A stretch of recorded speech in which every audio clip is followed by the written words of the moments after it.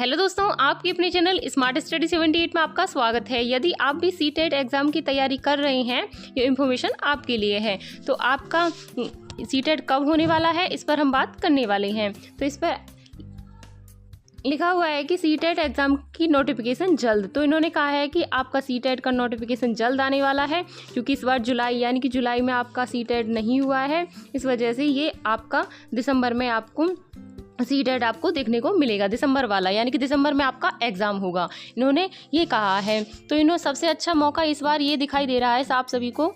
अगर आपका सीटेट एक बार में क्लियर हो जाता है तो आपको नीचे दिया हुआ है कि केवी नवोदय विद्यालय और आर्मी स्कूलों में होगी नियुक्ति, यानी कि जो आपका सीटेट के एग्ज़ाम के बाद आपकी केवीएस की वैकेंसी आने की पूरी उम्मीद है, और नवोदय विद्यालय की आएगी और आर्मी की आएगी। इन्होंने खुद स्पष्ट किया है कि आपका नवोदय विद्यालय और आर्मी की वैकेंसी हम देने वाले हैं। केवीएस की कई सालों से बहुत टाइम से रुकी पड़ी है इसकी भर्ती, तो इस पर भी आपकी वैकेंसी देखने को मिलेगी। तो कोशिश करिए कि सीटेट आपका एक बार में क्लियर हो जाए। अब बात करते हैं योग्यता की। तो इसमें क्या योग्यता होनी चाहिए, इसके बारे में बताने वाले हैं। तो इसमें योग्यता दे रखी है, आपको योग्यता मैं अलग से बताने वाली हूँ कि पेपर 2 और पेपर 1 और पेपर 2 में कितनी योग्यता होनी चाहिए, कितने मार्क्स होने चाहिए ग्रेजुएशन में, इसमें हम डिस्कशन करने वाले हैं। तो आइए चलते हैं दोस्तों, अब बात करते हैं सीटेट योग्यता के बारे में कि क्या योग्यता होनी चाहिए हमें सीटेट पात्रता परीक्षा पास करने के लिए।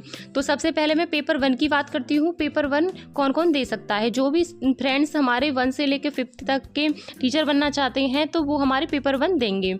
तो इसमें हमारी क्या योग्यता होनी चाहिए? सबसे पहले आपके पास डीएलएड या बीटीसी, एक ही बात है, डीएलएड बोलो या बीटीसी। पहले इसे बीटीसी बोलते थे, अब इसे डीएलएड बोलते हैं। तो ये हमारे पास होनी चाहिए। ये 2 साल का डिप्लोमा होता है, ये हमारे पास किया होना चाहिए, यानी कि ग्रेजुएशन के बाद ही होता है ये। तो और इसमें हमारे 12th में 50% होनी चाहिए, ये अनिवार्य है, 50% होनी चाहिए। यही नहीं, 12th के लिए नहीं, जबकि हमारे डीएलएड के लिए भी 50% मांगते हैं, तो इसके लिए भी हमारी 50% आपके पास होनी चाहिए। और इसमें आगे बात करते हैं बीएलएड भी डीएलएड की तरह ही होता है, लेकिन उसमें ग्रेजुएशन के बाद नहीं होता, वो होता है हमारा 12th के बाद।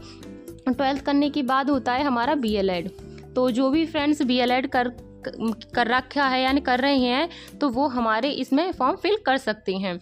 तो इसमें डीएलएड और बीटीसी चाहिए या फिर हमारा बीएलएड होना चाहिए, और 50% तो इसमें मांगते ही हैं, सभी की 50% होनी चाहिए, तभी इसमें फॉर्म अप्लाई कर सकते हैं। तो अब बात करते हैं पेपर 2 के बारे में कि पेपर 2 में हमारी क्या योग्यता होनी चाहिए। तो अब बात करते हैं पेपर 2 के बारे में। तो इसमें जो भी फ्रेंड्स हमारे पेपर 2 देना चाहते हैं और वो हमारे 6 से 8 तक के टीचर बनना चाहते हैं, तो वो हमारे पेपर 2 देंगे। और इसमें क्या होना चाहिए, हमारे पास सबसे पहले ग्रेजुएशन होना चाहिए। ग्रेजुएशन तो इसमें भी होगा, लेकिन ग्रेजुएशन के बाद आपका बीएड भी हमारा होना चाहिए। बीएड में अगर आपके ग्रेजुएशन में भी 50% होनी चाहिए और आपके बीएड में भी 50% होनी चाहिए, तब इसमें आप फॉर्म अप्लाई कर सकते हैं।